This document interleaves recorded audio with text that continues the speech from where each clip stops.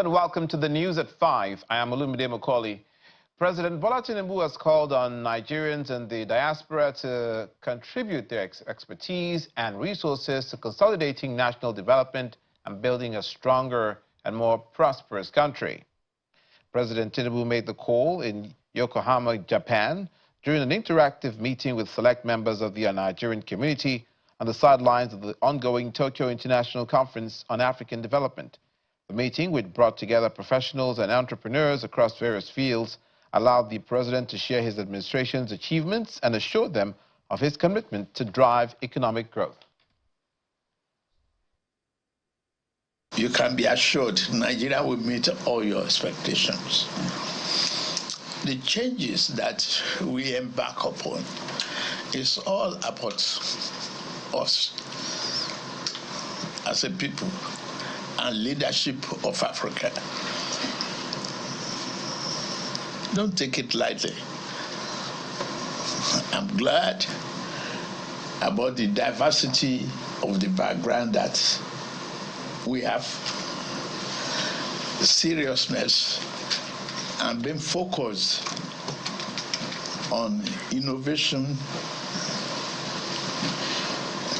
21st century adaptation, and being a very good citizen.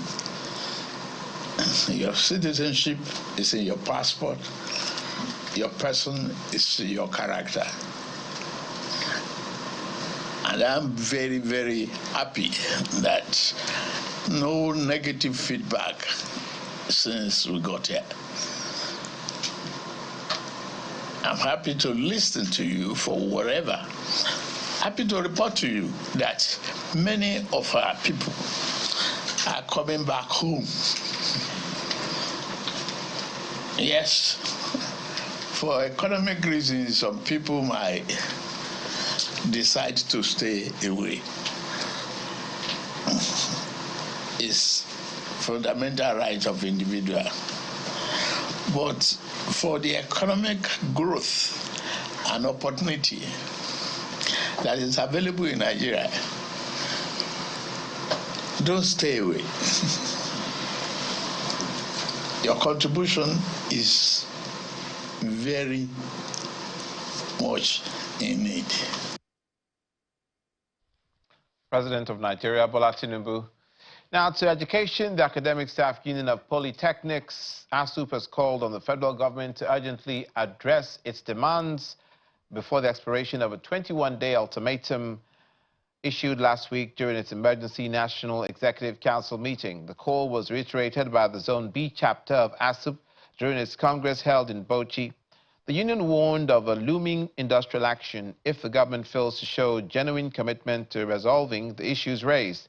They also expressed satisfaction, or rather dissatisfaction, with the government's move to extend loan offers to members while still owing various entitlements.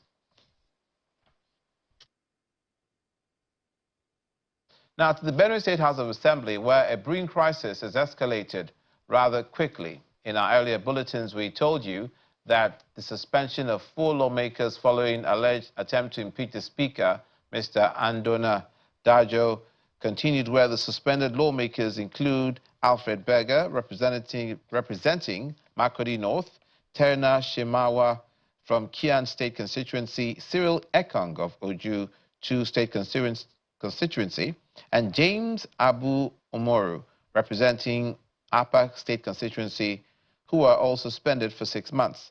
The majority leader, Mr. Sater Tisser, in a motion of urgent importance, moved for the suspension of the 4 lawmakers for attempting to unsettle the State Assembly with what they call a needless crisis. Thank you, Mr. Speaker. That the House condemn in stronger terms dishonorable actions of Alfred Mbega Makurdi North representative and his cohorts. 2, that the House suspend the following honorable members from legislative duties for 6 months for indulging in dishonorable actions capable of casting aspersions and causing acrimony in the House. 1, Honorable Alfred Mbega Makurdi North State Constituency. 2, Honorable Shimawa Emmanuel Vandikia 2, 3, Honorable Siri Ekongejebe, 4, Honorable Abu Omoro James, Apa State Constituency. Mr. Speaker, I beg to so move for their suspension as the leadership agreed. Security gets our attention next as in an effort to combat the Boko Haram ASUP terrorist activities, especially in the northern region, the Commander Multinational Joint Task Force, MNJTF, Major General Godwin Mutkut, and the Theatre Commander, Joint Task Force Northeast Operation Hadinkai, Major General Abdul Salam Abubakar, are conducting a joint operational assessment visit to Sector 3 of the area in Borno State. The visit is to apprise ongoing counter-terrorism operations in the Lake Chad region and also ensure optimal use of platforms and equipment deployed in the theater. In a statement by the military acknowledging detailed information from the commander, 403 Amphibious Brigade, Brigadier General Emmanuel Agada, the commander Naval Base Lake Chad, Commodore Peter Yilme, on measures being adopted to secure the waterways and protect economic activities. According to the statement, the success of military operations in the Lake Chad Basin was in the collective interest of all countries bordering the lake. It adds that troops must demonstrate the highest level of commitment to protect the waterways to enhance farming and fishing, which remain critical to the survival of local communities. You will agree that securing the nation is the most daunting of tasks before the military, and to make greater impact in the field, former Chief of Defense Staff, retired General Chukur Borutai, is advocating more support for officers and men of the field, particularly in the area of intelligence gathering and the support of the civilian population. He was speaking on our program, Sunrise Daily.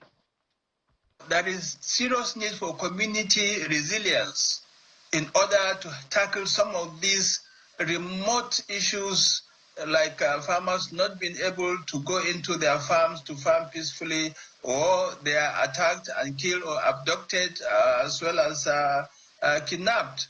It has become a cankerworm, sort of.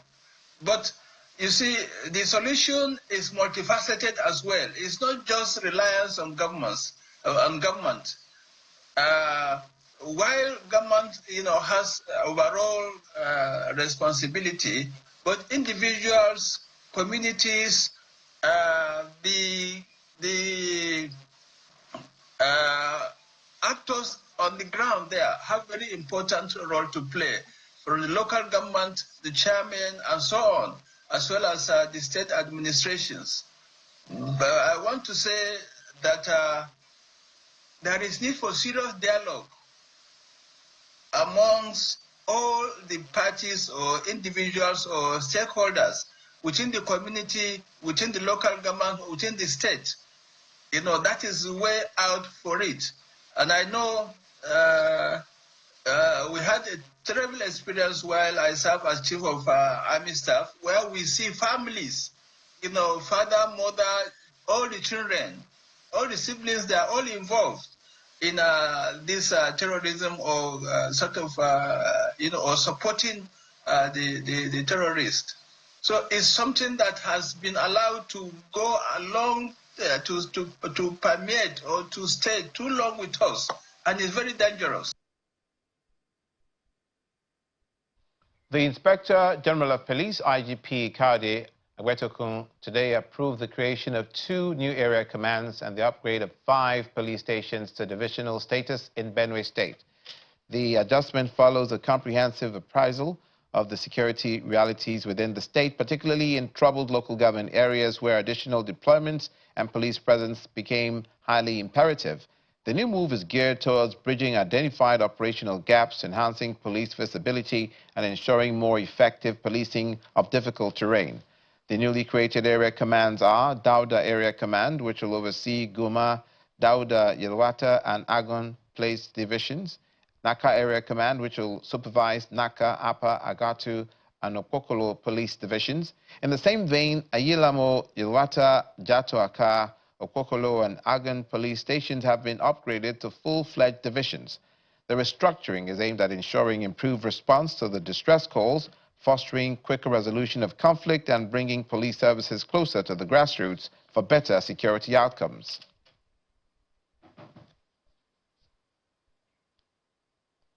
Training of personnel in the oil and gas sector has been identified as a major element that will boost skills in the industry. The president of Henderson, Mr. Festus Asifo, at today's Energy and Labour Summit in Abuja, requested companies and government to facilitate more training for the sector's personnel, explaining that it's the only way to bring out the best in them. In some companies, in some of the branches in Pengasang, some of these managements are taking issues of training very, very seriously. That they are training our members and repositioning them for the task ahead. But we have some other companies as well that are not doing the same. So we are calling on those managements that are here today, from the IOCs to the indigenous producers, to the international service company, to the local service companies, to the government agencies, to NNPC, to key into issues that are bordering on training. Because it is when we are trained that we will now be able to tune in to the requisite skills of today and prepare ourselves as well for what is going to come tomorrow. So I strongly believe that in Nigeria, we have the strong human capital that can drive this industry. Just the presenter from Renaissance said yesterday that during COVID, the expatriates, they all ran away. They all ran away because they felt that in Nigeria that we don't have the requisite skills to be able to manage the COVID-19 pandemic. When they ran away, the oil and gas industry was manned by Nigerians for almost a year plus without affecting our production. It shows clearly that we have the skills. This morning, a journalist asked me in our refineries, why are they not working? Is it because we don't have the requisite manpower to ensure that the refinery works? I laughed. I said, no, that is not correct. That the technology you need to refine crude is much more lesser than the skills that you need to carry out drilling in deep offshore, than the skills that you need to man FPSO in Akpo, in Usan, in Ejina, in Era, in Bonga, in Agbami. But these facilities are manned literally almost 100% by Nigerians. These facilities are manned in such a way that we produce efficiently and effectively. The reason Nigerians are able to perform in that regard is actually because in those places we are given the tools to work. In Shell Bonga, there is no political interference. It is just about productivity and performance. There is no political interference. The Ogun State Area Command 1 of the Nigeria Customs Service says it's intercepted a Rolls-Royce and 7 trucks of foreign parboiled rice, amongst other prohibited goods, with duty-paid value of about 1.4 billion naira. This was disclosed by the Customs Area Controller, Ogun 1 Area Command, Godwin Otunla, during a press conference held at the Idiroko border in Ipokia local government area of Ogun State. He says the feat was achieved through strong synergy amongst other security agencies, such as he reiterated the resolve of the command not to relent in combating the menace of smuggling, nor bow to the antics of recalcitrant economic saboteurs who undermine the nation's economy and security.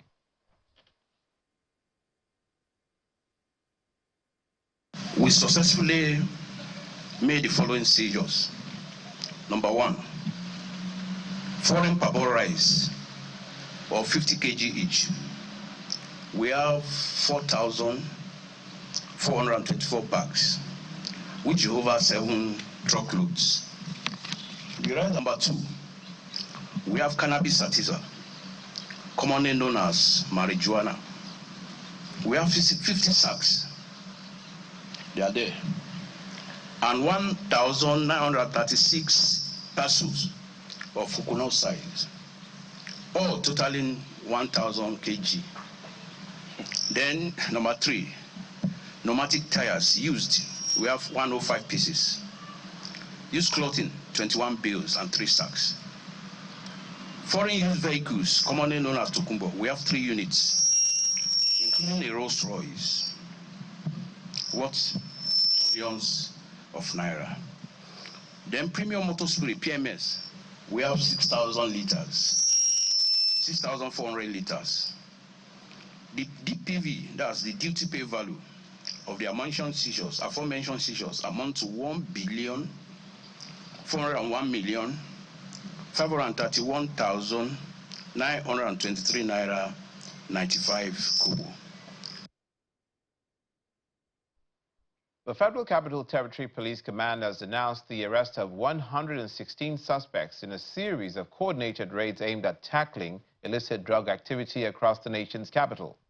A statement signed by the FCT Police Public Relations Officer, SP Josephine Ade, says the operations carried out by officers of the Anti-Narcotics Section of the force between August 1st and August 21st, 2025, targeted identified black spots in Asokoro, Trademore, Mapape, Kurudu, Kubwa, Gwarimpa, Chikinyoyi, Utako, Life Camp, Zuba, and Kerishi. The statement adds that items recovered from the raids include various illicit substances, hard drugs, and dried leaves suspected to be cannabis. The statement explains that after a thorough screening, 89 of the suspects were released, while the remaining individuals have been dragged to court for offenses including public nuisance and possession of illicit drugs.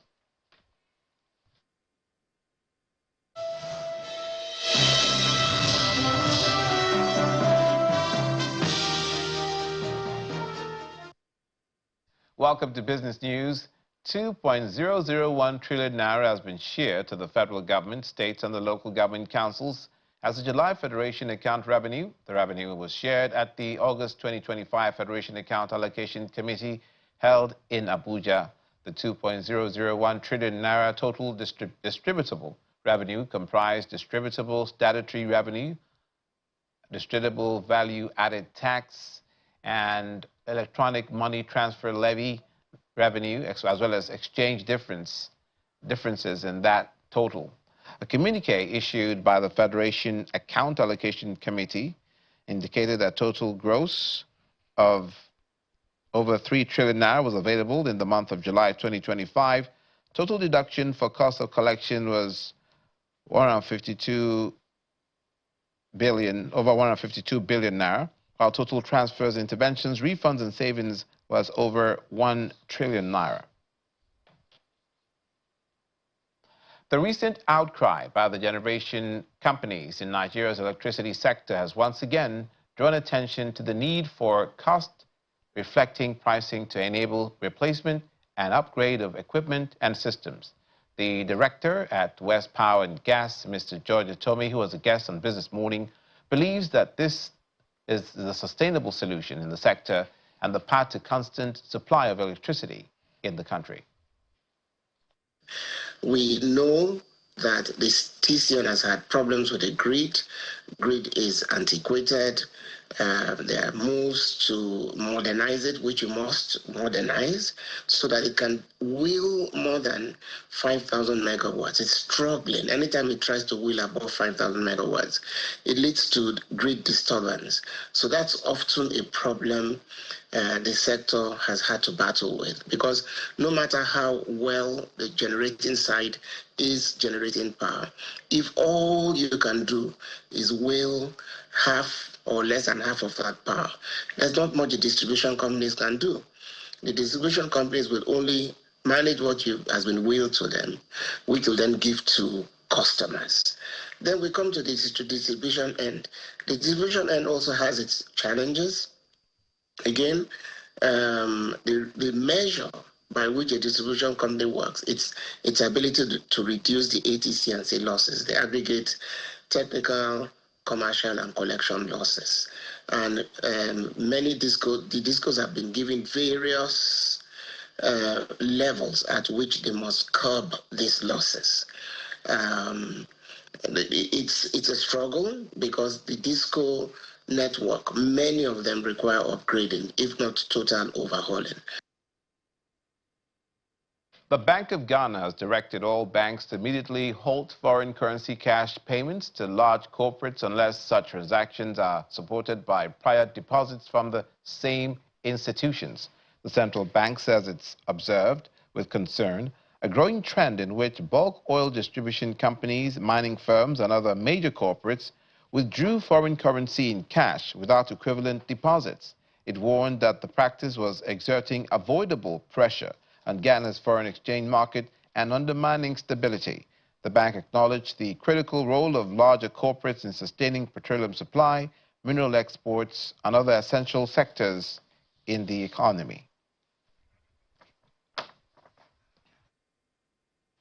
The need to close gender gaps in the country and the potential increased contribution to the country's GDP by up to 23%, as observed the Director General of the World Trade Organization, Dr. Ngozi Okonjo-Iweala, during the unveiling of Nigerian launch of the Women Exporters in Digital Economy, is a major concern for the Executive Director of Fate Foundation, Mrs. Adenike Adeyemi.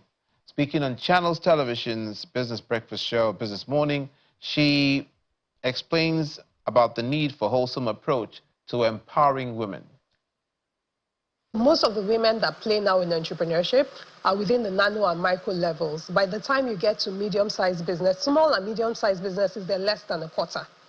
And part of that barrier is access to institutional financing, so growth capital. So this is not small grants and the like, but also access to wider markets beyond family and friends and sort of like their closer communities.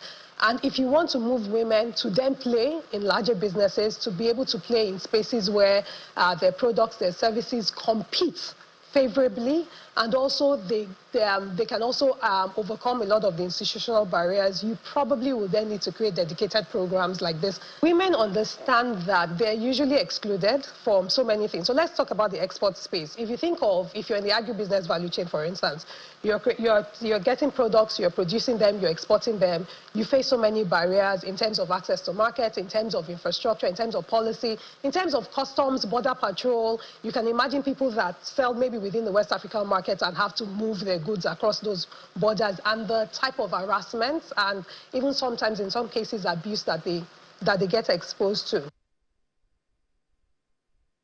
Has signed a 10-year loan agreement worth over 270 million euros with the African Export-Import Bank to finance development as well as infrastructure projects under the 2024-2025 national budget. In a statement, the Minister of Development, Finance, Planning and Economic Development, Matia Kasaya, says the facility will be directed towards investment to strengthen infrastructural and human capital development in the country.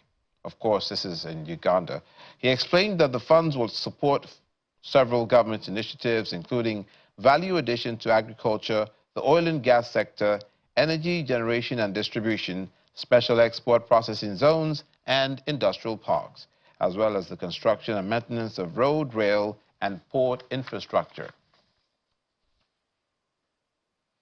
Now to Zimbabwe. Finance, Economic Development and Investment Promotion Minister Professor Mutili Nkube has unveiled the plans that they have in that country, that is Zimbabwe, to cap civil service expenditure at 50% of the national budget, as well as aiming to rein in rising wage costs that are really rising and shrinking tax base and deteriorating economic conditions.